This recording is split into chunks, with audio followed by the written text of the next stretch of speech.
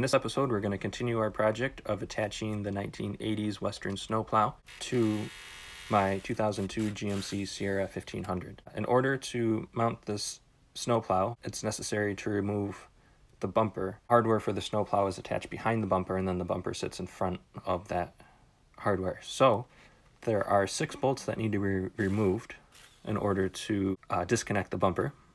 I've removed the first 2, and then there's 2 more farther on each side, and then the last 2 are on the top of the bumper assembly, and in order to remove those I had to remove the grill. And then finally there are 2 bars on each end of the bumper that attach to the frame, and those also need to be removed. So in order to get to the last 2 bolts, you first need to pop off, put the front guard in place. I believe there's 8 of these. So you take a flathead screwdriver and you lift the center piece off, and then you can pop the whole tab. And once you remove all of those, you're able to remove the guard. And so once the guard's removed, then you can remove the grill. You can get in, and you need to remove the guard in order to remove a bolt that holds it in place. So you can see, yep, you pop each one of these guys off. A couple more that need to be done. And then you'll have access to the top of the radiator and to the corners that release the grill. Let's see, is this the last one? All right. Now, in each corner of the grill, there are 4 latches, and each one needs to be loosened with a screwdriver. So there are 2 in the upper left and right corners, and 2 in the bottom lower right and left corners. And there's also a 10mm bolt that needs to be removed right next to the hood latch. So that's what I'm doing now. I'm removing that bolt.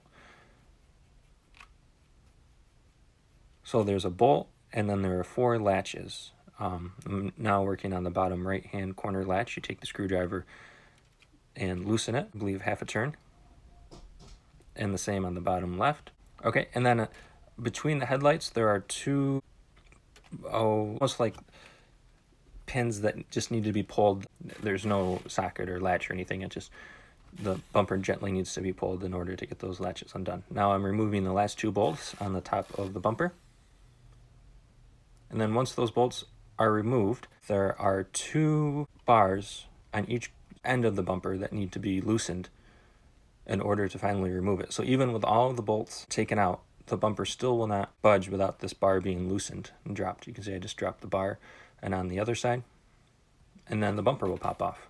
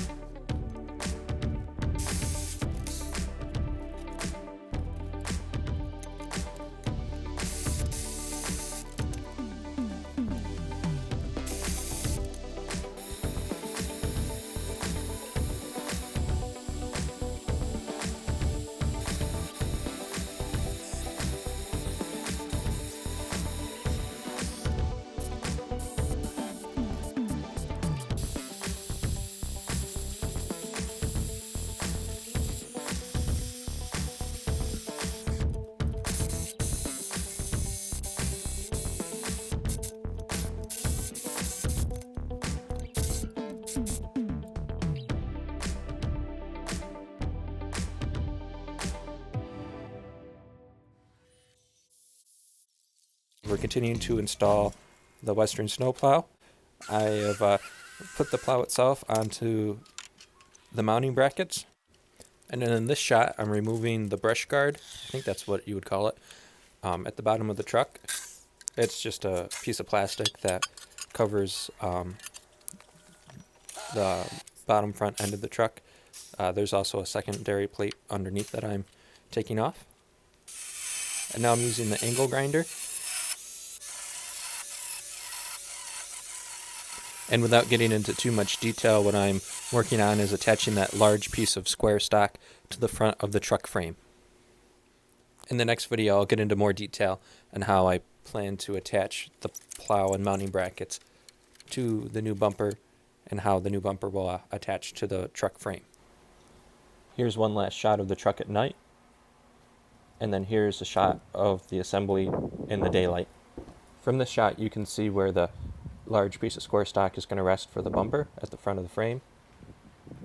And then you can imagine where the mounting bracket's going to attach then to that bumper plate. So everything will be moved in probably about another 6 inches in from where it currently is for it to fit. But that's the general. I kind of had to get everything set up so that I could visualize where everything needed to connect, since the bracket and the truck itself weren't designed to fit.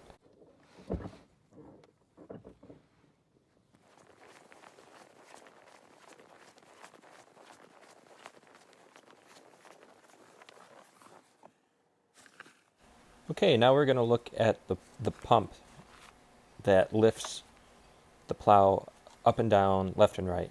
Okay, so you can see on the piston that there's a lot of rust, pitting, scoring. So I'm going to have to get a new piston.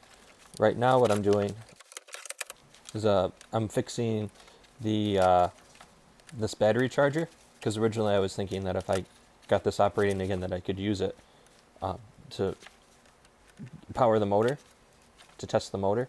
Unfortunately, it didn't work. There wasn't enough amperage.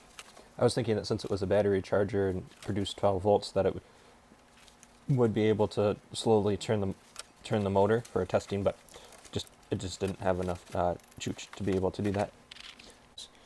So what I should have done before I started getting into this was test it as a whole unit. That would have been the most common sense thing to do, but that's not as much fun when it comes to actually making a video. So anyways, I ended up messing up some of the wires inside of this motor. So I'm not sure if it worked before this process started. I don't think it did by examining the inside of the motor, but I needed to get in here, remove the brushes, take out the drive, and rewire the wires that had broken on the positive inlet. So I'm going to continue to take this motor apart.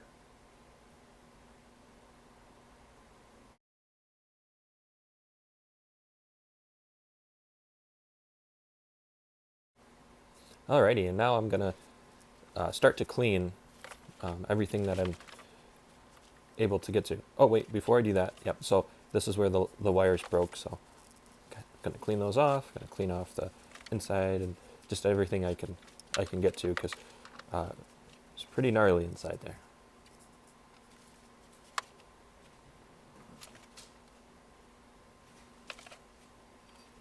Okay, fixing some of the wiring.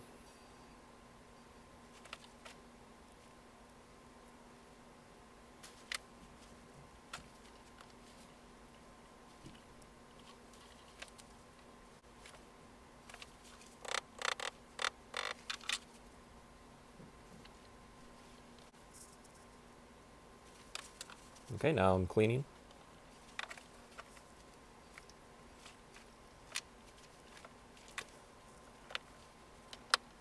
Okay, putting everything back together. I ended up dropping one of the screws inside the motor, so I had to come at the whole thing from a different direction. You'll see that in a second.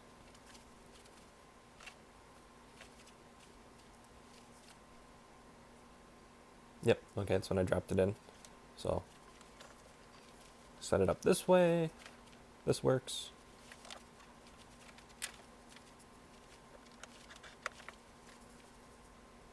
Alrighty. Couple of shots. Looking back at the being reassembled. And then I test for continuity, which we didn't have before. Okay, so hey, to help these videos out, make sure to like, comment, and subscribe. Thank you. Okay, so now we're starting the fabrication process of installing the front of the plow mount to the truck frame. In this video, I'm prepping the front of the truck frame to be able to support the mounting bracket. Originally, I planned to weld the mounting bracket directly to the truck frame, but I've changed my mind about that. It's a little hard to explain in words, so I'll probably have to show it within the next couple of videos. But basically, the plow mount is going to rest and be bolted into the front of the frame. Right now I need to make some alterations to the plow mount, and I'm using my angle grinder. This is the part of the mount that originally connected to the truck frame. As you can see, I've used clamps and a piece of steel as a straight edge so that I can get a straight cut with the angle grinder, a cut to the right depth, and then I'll use a hammer to bend the seam and remove that part of the steel. I have to do the same thing on the other side of the mount. Okay, again, I'm using that piece of steel as a straight edge so that I can get a clean cut with the angle grinder, and then I will use a hammer. Cutting wheel was getting pretty short at this point, so it was making the job a little bit harder. I need to buy some more cutoff wheels. Now I'm going to take the hammer again, and I'll be able to bend this seam,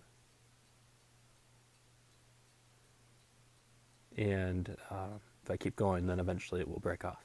And then I'm going to use a grinding wheel to sort of take off all the burrs and sharp edges. Okay, and in these last couple of shots, you can see how the mounting bracket is going to fit to the front of the truck frame. Right now it's just resting on top. I have a plate that I need to build in order to be able to secure it to the frame. But at least this will give you a general idea. Okay, I'm going to leave it at that. Please make sure to like, comment, and subscribe for more.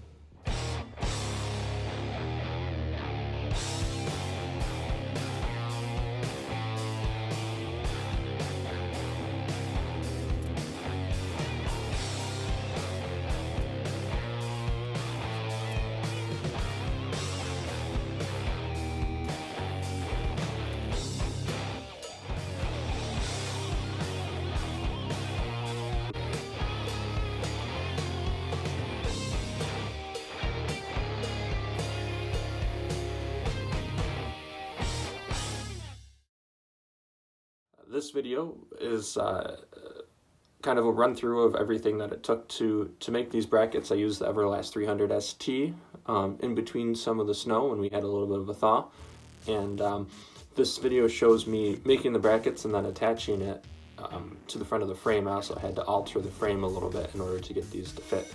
Now this is just one of the brackets. I need to now make the second, and then these brackets will rest on the plow frame, and then we should be able to hook the plow up to the truck.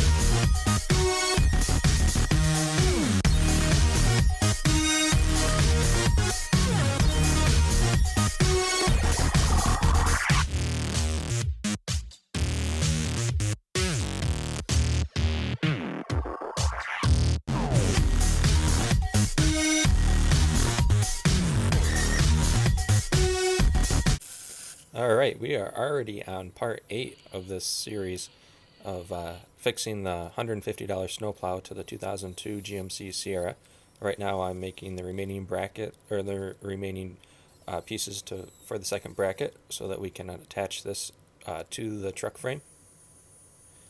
Tack welding, and then getting a single pass, and then completing multiple passes on top using 7018 1/8 inch electrodes at 110 amps. Okay, and then after these two pieces are put together, it will get attached to the other two pieces that I have. Right now you can see I'm making the square of the second bracket. And then I took the frame and then was trying to attach the bracket to the frame without it being connected to the truck. This was really tricky, but I thought this was the only thing that I could do because my welding leads weren't long enough to reach the truck. But that wasn't true. I finally realized that I could just, even though there was a lot of snow in the way, I realized I could just move the truck closer to the welder and then get everything fit and then have a perfect setup. So right now you can see my first attempt, but then I was like, no, let's get all of this stuff out of the way, move the truck over, and do this so that it fits perfectly. So that's what we're doing right now.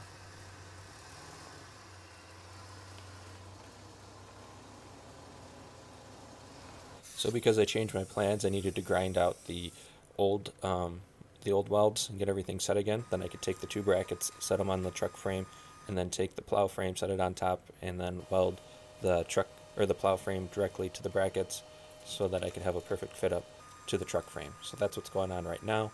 I was setting some tack welds, and then I'm setting the first pass on the right hand side of the bracket connection to the plow frame. Thought this was a pretty cool shot with all the smoke. Good point to use a respirator. I have a respirator on underneath the welding helmet. Yeah, I thought that was a really cool shot. Okay, then I go over to the other side. Here we go, new electrode. And running a bead over here. Also kind of cool shot at night of the arc and the smoke. You see I'm wearing the respirator. Now the inside right, and inside left, I think is the next shot. So I'm not getting, outside again. I'm not getting everything perfectly welded. I just want to get it so that it's secure and fit up. And then I'm going to take it off. In the next video, I'll take it off and make sure everything's welded perfectly. But yeah, this actually moving the truck and getting everything set on the welder worked a lot better than measuring it and trying to get it fit perfectly the first way. So I'm glad I decided to change and go back and try this method instead.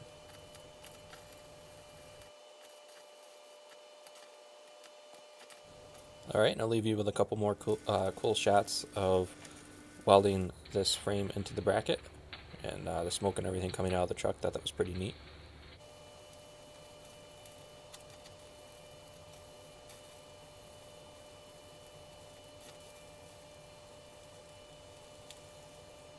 Yeah, definitely pretty cool. Alright, now we're going to be looking at the finished product and how the frame attaches to the bracket, which attaches to the truck frame. And then with the bumper cover back on, kind of just a little sketch. Alright YouTube, this is a little bit of work on the bracket. Alright YouTube, here's a front shot of the Everlast 300 ST, and here's a side shot of the welder. This is what I'm using to weld the frame to the bracket, and then the bracket that will connect to the truck frame itself. Here we have a couple of different shots looking at welding the bracket off the truck. The video before showed me getting everything measured up on the truck, but now I had to kind of grind back the welds a little bit and add some more to it. So these are a couple of shots of the welds being ground off and some of the metal being removed. First weld down, you can see the flux coating, and now series of welds on top to add some more structural support. You can see the three. So let's start with one and then two and then a third. speed. Same on this side, outside. And next shot again, seeing both sides so you can kind of see the triangular shape of the structure. Okay, and a couple more shots of that weld. I thought that this set worked out pretty well. And you can see it's not perfectly flush, but you know, for a beginner, not too bad. And another shot of that. Alright, and then here's a video walk around of the welds that we just saw in the pictures. Just wait for it to focus a little bit. Here we go.